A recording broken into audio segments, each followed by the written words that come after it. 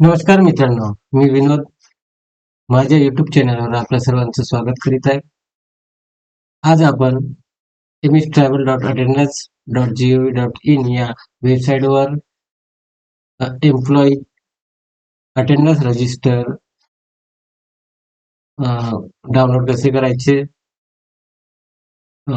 Leave कसे add करायचे, tour कसे ऍड करायचं, हे आपण आज आपल्या आजच्या व्हिडिओमध्ये पाहणार आहोत.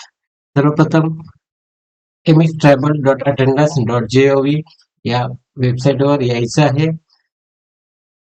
वेबसाईटला क्लिक केल्यानंतर मेन इंटरफेस आपल्याला असं दिसेल. हा डॅशबोर्ड आहे. याच्यामध्ये आपण ऑप्शन पाहू शकता एम्प्लॉय रजिस्ट्रेशन. जर आपल्याला नवीन नोंदणी करायची असेल तर एम्प्लॉय रजिस्ट्रेशन वर क्लिक करून employ name, date of birth, mobile number आणि कॅप्चा टाकून जनरेट ओटीपी करायचं. नंतर ओटीपी आल्यानंतर तुम्ही ओटीपी एंटर केलाय की तुम्हाला तुमची डिटेल्स माहिती, ऑर्गनायझेशन डिटेल्स वगैरे भरून आणि फोटो तुमची अपलोड करून रजिस्ट्रेशन करायचं आहे. नंतर आपल्याला एम्प्लॉय लॉग इन करायचं आहे.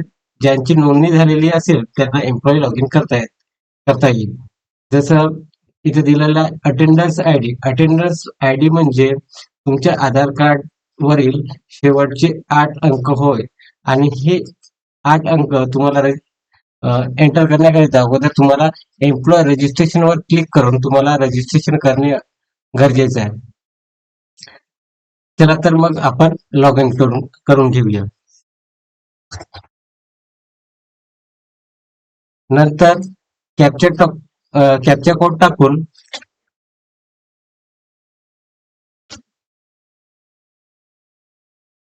जनरेट ओटीपी करूया.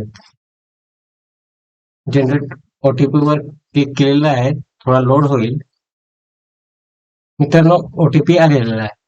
ओटीपी आल्यानंतर मोबाईलवरील ओटीपी तुम्हाला एंटर करायची आहे. नंतर कॅप्चा कोड टाकून घ्यायचा आहे आणि लॉग इन या बटनवर तुम्हाला क्लिक करायचं आहे. क्लिक केल्यानंतर लॉग इन झाल्यानंतर आपल्याला असं इंटरफेस दिसेल, ज्यामध्ये होम मध्ये तुम्हाला अपडेट, रजिस्टर, न्यूज आणि फीडबॅक हे 4 ऑप्शन दिसत आहेत.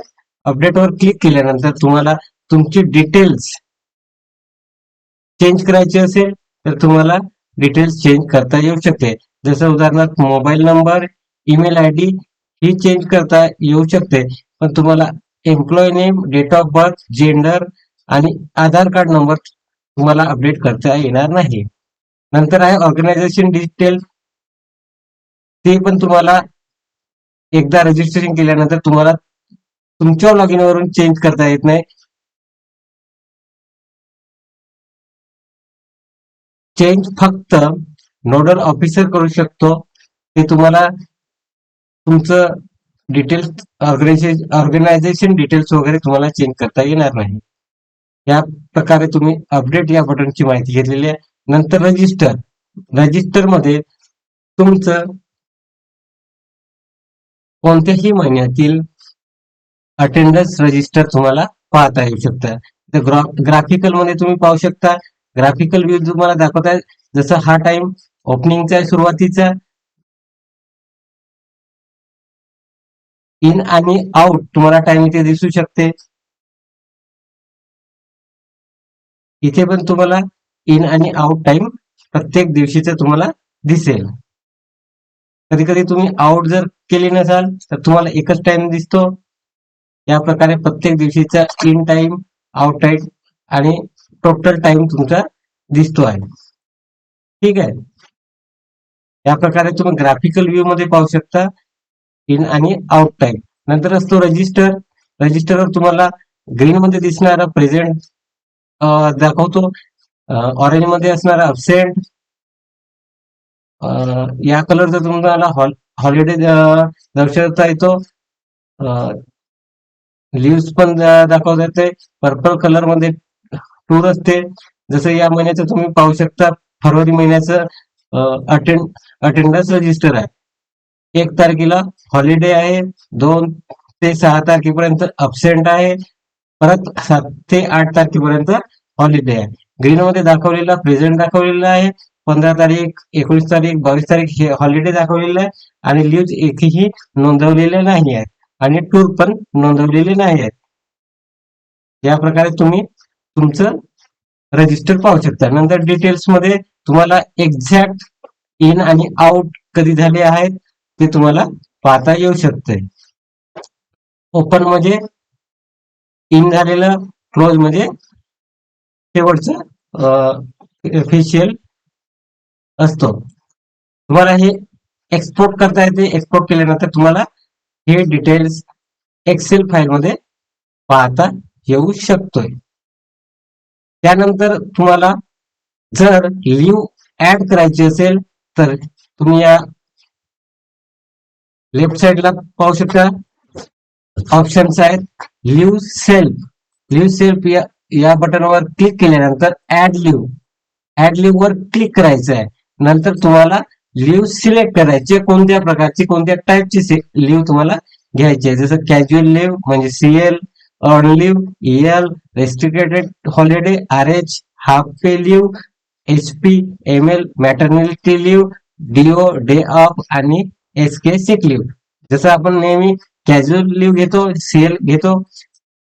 एक तर तुमचं लिव्ह हा कॅज्युअल लिव्ह हा हाफ डे असू शकते, फुल डे असू शकते. इथे आपण फुल डे सिलेक्ट करायचंय. डेट सिलेक्ट करताना तुमची आजची जर असेल किंवा उद्याची घ्यायची असेल तर तुम्ही इथे सिलेक्ट करू शकता. एका दिवसाची असेल तर दोन्ही ठिकाणी एकच डेट सिलेक्ट करायची आहे, म्हणजे ती एका दिवसाची लिव्ह घेतल्या जाईल.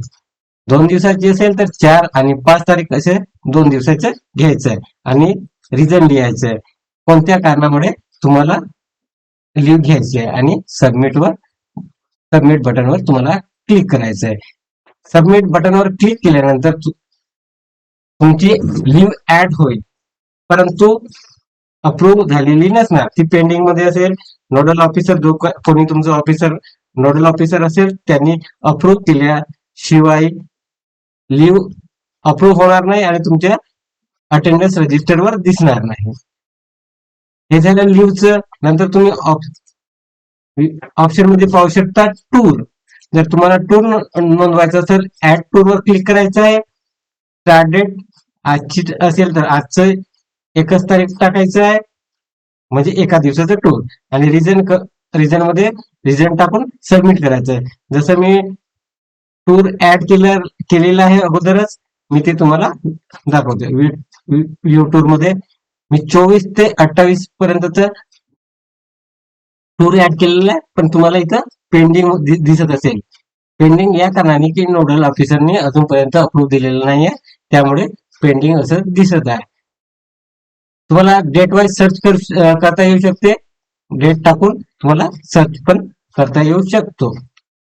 नंतर त्याच प्रकारे ऑफिशियल ड्युटी तुम्हाला टाकता येते. ऑफिशियल ड्युटीने तुम्ही कुठे बाहेर जात असाल तर ती सिलेक्ट करून तुम्हाला डेट टाकून तुम्हाला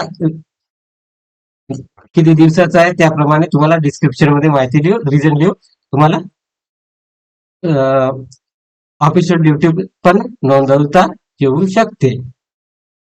या प्रकारे तुम्हाला लिव्ह आणि टूर नोंदवता येऊ शकते. ठीक आहे. अशा प्रकारे तुम्ही लिव्ह टूर नोंदवू शकता. माहिती तुम्ही तुमची पर्सनल माहिती अपडेट करू शकता. तुमची अटेंडन्स रजिस्टर हे तुम्ही एक्सपोर्ट करून एक्सेल मध्ये सेव्ह करून ठेवू शकता. आणि जर तुम्हाला लिव्ह हे क्विक बटन आहे, जर याच्यावर तुम्ही क्लिक केले की डायरेक्ट तुम्हाला लिव्ह टाकता येऊ शकते. ती क्विक बटन दिलेली आहे. अशा प्रकारे तुम्ही नोंदवू शकता. जर तुम्हाला व्हिडिओ आवडला असेल तर माझ्या चॅनलला सबस्क्राईब करा, कमेंट करा, शेअर करा. धन्यवाद.